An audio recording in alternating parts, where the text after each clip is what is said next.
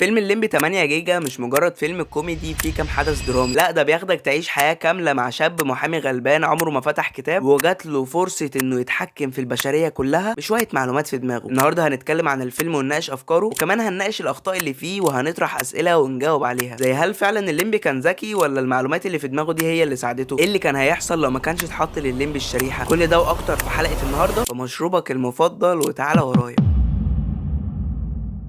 بيبدأ فيلمنا مع نجلاء مرات الليمبي وهي بتنادي على عيل من العيال اللي بيلعبوا في الشارع علشان يودي للليمبي الاكل. فمن اول مشهد بيبان جدا انهم ناس على قدهم وخط الفقر داس عليهم، وبيجي جزء بيرمي لك فيه ابعاد الشخصيه اللي هتتعامل معاها لما الواد الصغير بيروح ينادي على الليمبي. فبنشوف شكل اليافطه بتاعه المكتب بتاعه. بص يعني هو مش عاوز افاجئك، بس المشكله مش في شكل الليمبي على اليافطه، المشكله في اللي مكتوب على اليافطه نفسها. الليمبي حلال المشاكل القانونيه وتحت كاتب ديليفري القانون. المهم بيكمل رسم الشخصيه لما بنلاقي الليمبي نازل للواد من على المواسير، ومن هنا بنعرف اننا هنتعامل مع شخص على الله. وبتيجي هنا حاجه ما عجبتنيش لما الليمبي بيتكلم مع اشرف اللي شغال معاه. اشرف بيقول مفيش محامي يترافع في القضيه ويطلب تاجيل، وبيقترح عليه فكره انه يترافع هو. فبيرد عليه الليمبي ويقول له هو انت ما تعرفش اننا مجرد سماسره بنوفق المحامي مع صاحب القضيه وناخد اللي فيه النصيب ونخلع؟ والله شكرا يا ليمبي على المعلومه، بس ليه بتقول لاشرف اصلا؟ ما هو يعني شغال معاك فمنطقي ان هو يكون بيساعدك في ده، فمنطقي ان هو اكيد عارف المعلومات دي. هي اتقالت هنا لينا احنا علشان نفهم دنيا الليمبي ايه، ومفيش سبب من الاخر يعني، فاهم؟ اللي هو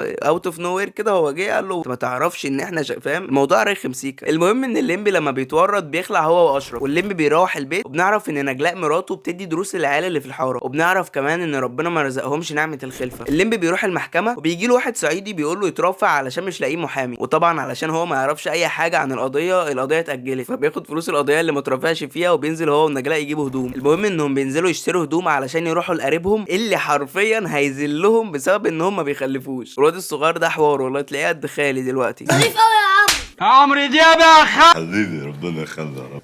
هو بصراحه الكام مشهد دول برغم ان فيهم كميه كوميديا سودا، بس برضه يعني في كام مشهد بيفشخوني ضحك، يعني زي ده مثلا.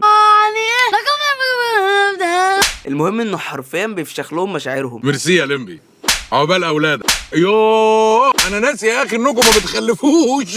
يا عم خلاص في النبي بقى. ايه اليوم الحلو ده؟ بس بعد كل ده بتيجي اللحظه اللي هتغير حياه الليمبي.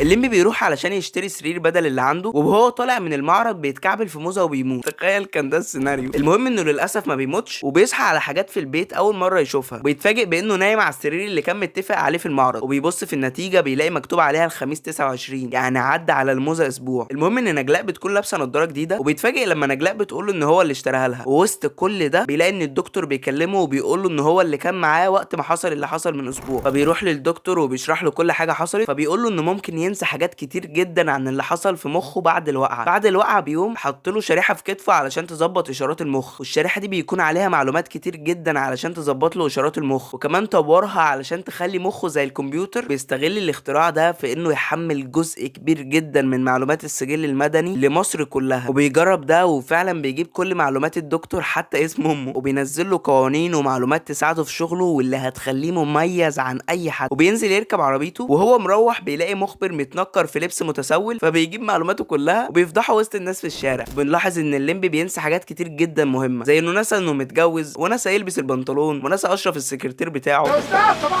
انظروا الى بدري. المهم انه بيستلم قضيه جديده، عارف لما ولدي انت فاهم ايه، عارف يعني بقول لك ايه، قضيه بينج بونج. فالمهم انه بيلم المعلومات اللي محتاجها، زي انه بيروح للبنت اللي بتقول ان المتهم بنجها بتتكلم في التليفون كتير، وبيروح الجلسه وبياخد تليفونها وبيشوف الميعاد اللي هي قالت ان فيه المتهم كان بيمارس معاها البينج بونج، فبيلاقيها عملت 5 مكالمات في وقت ما المتهم بيبنجها فيه، وكمان جاب اثباتات من شركه الاتصالات على كلامه. وبالفعل اول مره الليمبي يترافع في قضيه يكسبها بكل ذكاء، وبيتوجه للبنت تهمه البلاغ الكاذب، وموكله بيطلع براءه، ومصر كلها بتسمع عن الليمبي وعن ذكائه واللي عمله في المحكمه. فبيروح للدكتور وبيقول له يحمل له قانون الدستور الجنائي، فبيكون عنده اوبشنين، انه يمسح ذكرياته القديمه ويحمل كل المعلومات اللي محتاجها، او انه يسيب ذكرياته مقابل ان في حاجات كتير في القانون ما يكونش عارفها، وبالتالي نسبه ان في حاجات ما يكونش عارفها بتكون اكبر. فبيختار انه يمسح كل ذكرياته القديمه مقابل انه ينزل له المعلومات اللي محتاجها. فبنشوف في عين الليمبي نظره مليانه تفاؤل باللي جاي واللي هيعمله في المستقبل، ومن هنا يبدا الشغل على تقيل.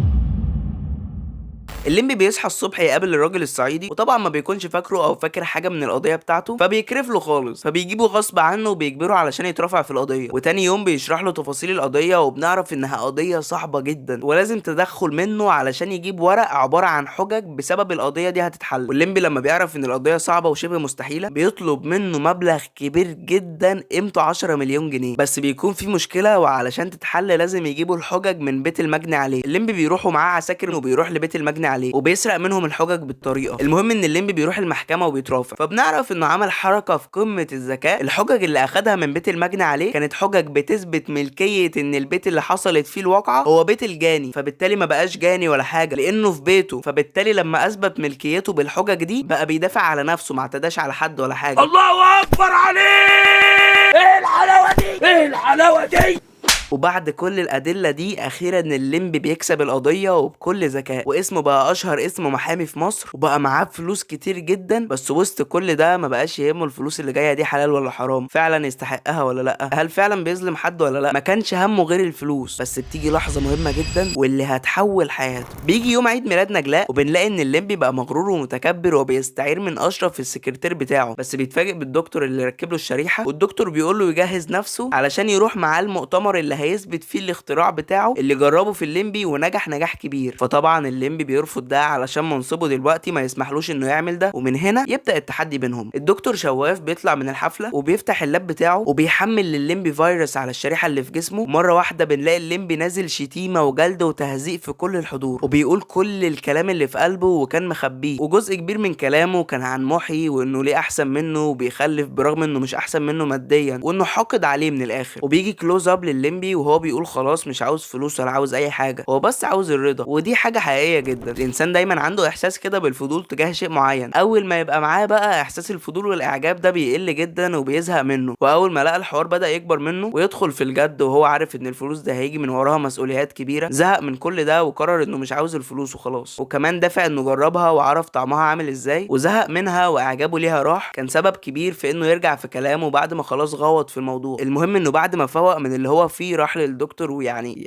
ولعب معاه بينج بونج. واخيرا يعني الحمد لله بعد 16 فيديو الليمبي بيتجنن، او ما اتجننش قوي يعني للاسف، هو شال الشريحه فبقى عقله زي عقل الاطفال بالظبط. قوم اظبط لي كده قعدتك واندومي الخضار اللي بالشيتوس بتاعك وتعالى لي علشان هنقول كلمتين مهمين. نبدا بالمناقشه العامه وندخل على الاسئله. الفيلم جامد جدا لو هنبص عليه من منظور وقتها، فكره ولا اعظم، ترتيب احداث مفيش اجمل منه. لو هتبص ناحيه التمثيل انا اظن هيبقى عيب قوي لو اتكلمنا عن التمثيل وبس، يعني اخراج عالمي طبعا، كل حاجه مظبوطه. الحاجه اللي الناس كلها متفقه عليها انها مش حباها في الفيلم ده انا حاببها جدا وشايفها عبقريه، وهتعرف ليه كمان شويه. تعال نروح للاسئله. هل فعلا الليمبي كان ذكي ولا المعلومات اللي في دماغه هي اللي ساعدته من غير فزلكه؟ يعني الليمبي كان ذكي فشخ. الليمبي اصلا كان ذكي وهو مش ذكي، يعني انت فاهم حاجه؟ كونه اصلا جات له فكره انه يشتغل شغلانه ما بيتعبش فيها وياخد منها قرشين يمشي بيهم حاله، ده في حد ذاته ذكاء. كل اللي بيعمله بيكلم محامي يوصله للموكل والحوار خلص. يعني هات يا باشا القرشين ننزل نجيب 2 كيلو موز علشان نتزحلق عليهم واحنا طالعين. هو كشخص كان عاوز دافع يأهله انه يبين ذكائه اللي صدى ده، ما هو ما عندوش اي معلومات ومش حافظ اي حاجه في القانون، فلما جات له الفرصه ان هو يعمل ده استغلها وما فكرش فيها مرتين. وحتى ده في حد ذاته ذكاء. الليمبي كان ذكي بس محتاج زقه، محتاج ما يستقلش بنفسه لدرجه انه يجيب محامي تاني يترفع مكانه مقابل انه ياخد قرشين يمشي بيهم حاله. ايه اللي كان هيحصل لو ما كانش اتحط للليمبي الشريحه؟ بكل بساطه حد يتكعبل في موزه. الليمبي كان هيفضل فاشل ومتلخبط بيكتفي بالقرشين اللي بياخدهم على حس السمسار. ممكن جدا حياته تفضل كده ما يتغيرش ولا يبقى معاه فلوس كتير وبتاع. اصل هقول لك على حاجه، هو وقتها كان راضي باللي هو فيه، فبالنسبه له اي احساس تاني ملوش لازمه. الليمبي كان شاب غلبان وعلى قد حاله، بس كان راضي وعايش في سعاده مع مراته. لما بقى غني شال هموم كتير وافكار كتير، زي هل فعلا الفلوس دي حلال ولا حرام؟ هل انا كده بظلم الناس دي ولا لا؟ هو انا كده ماشي صح اصلا ولا غلط؟ كل الاسئله دي كانت في دماغ الليمبي. وهنا بقى اقدر ارد على سؤال ليه عجباني النهايه، لان بعد كل الاسئله والدوشه اللي كانت في دماغ الليمبي دي في الاخر خالص بقى عقله عقل طفل.